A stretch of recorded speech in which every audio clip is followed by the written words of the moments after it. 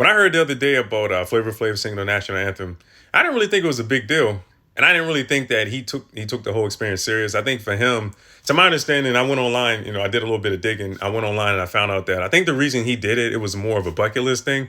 It was just something he wanted to check off his bucket list. At the end of the day, he knows he's not a singer.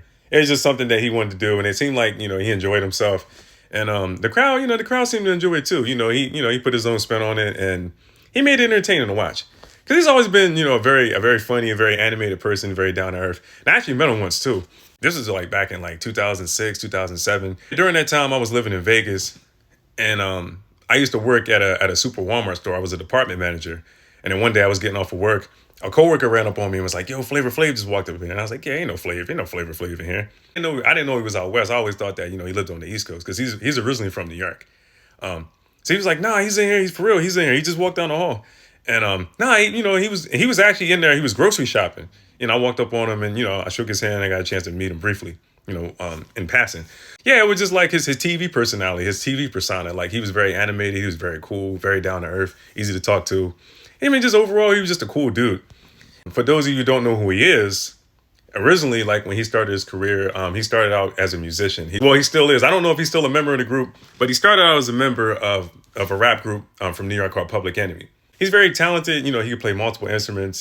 I would say by far, he's probably like the greatest hype man ever. I don't know if he still performs with the group or not, but that's how he started. He started with Public Enemy, and then eventually, I think it was 2006 when he started doing reality TV. I would say that Flavor Flav was probably the first rapper to start that trend doing reality television. And he was one of the first rappers to have a successful reality television show when he did Flavor of Love.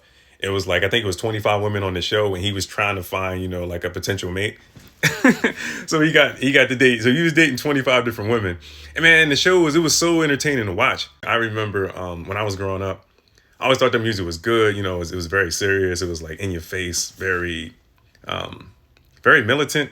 Like everybody in the group was like very serious and very militant. And he was like, man, Flavor Flav was like, he was like the comic relief in the group. Him being in Public Enemy, I think he was the character. He was the person that was in this group that made the group more likable. You know what I mean? You can't just be angry and serious like all the time. You know what I mean? So then when the Flavor Flav came along and then he joined the group, he made the group more entertaining to watch. You know what I mean? Just made him more appealing.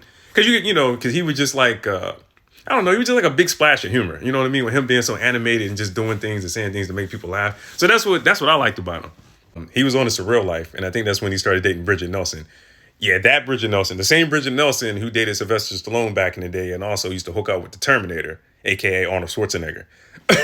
If you don't believe me, and if you don't believe me, you can look it up. She was about to marry, Bridget Nelson was about to, I think she did marry, I think, Sylvester Stallone. And I think during that time, she did a movie with Arnold Schwarzenegger, and then they started hooking up. And so this is the same Bridget Nelson that Flavor Flav was dating. So it was like, so he went from Flavor of Love, and then he did Surreal Life, and then from Surreal Life, him and Bridget Nelson got a spinoff called Strange Love, and I think it lasted for like 2 seasons. Then ultimately they broke up. He had a good run on reality television too. I liked how he transitioned into doing television and film. If you didn't know him from doing music, and you just turned on your television, you're like, well, I know him from doing the reality TV shows and all that. That pretty much revived his career because they introduced him to like a whole new audience of fans. And they became instant fans from him being on a successful reality television show. And he's done some movie appearances too. It kind of reminds me of when Mike Tyson started doing like the Hangover films. Because everybody knows, him being this great heavyweight boxer. But then it was like, he started doing the Hangover films, and the films were very popular, and that introduced him to like a whole new audience of fans. So now when people see Tyson, they identify him from being in the Hangover films. I always thought that was cool. So for those of you who haven't seen this video yet, you should go check it out. You might chuckle, you might get a laugh or two. Just depends on how you look at it.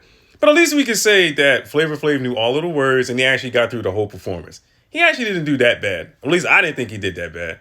Now, Carl Lewis, you want to see somebody who murdered the national anthem, go watch Carl Lewis video. If you don't know who Carl Lewis is, you can Google Carl Lewis and go on YouTube and watch him singing the national anthem, man. It was bad. Like it was very, very painful to watch. And with him, it was like, I wouldn't even call it trash. It was more like dumpster juice. You don't believe me? Go watch it. Oh yeah, and here's another fun fact about Flavor Flav that I forgot to add before. When I was growing up, I used to wonder why he would always wear that big clock around his neck. A lot of people see him and they always wonder, why is he always wearing that big clock around his neck? As I got older, I heard him say in an interview that the reason he would wear that big clock around his neck, because he said the clock was a metaphor for time. Time is the most precious thing we have in life, and we can't afford to take time for granted. So him wearing a clock is a constant reminder of that.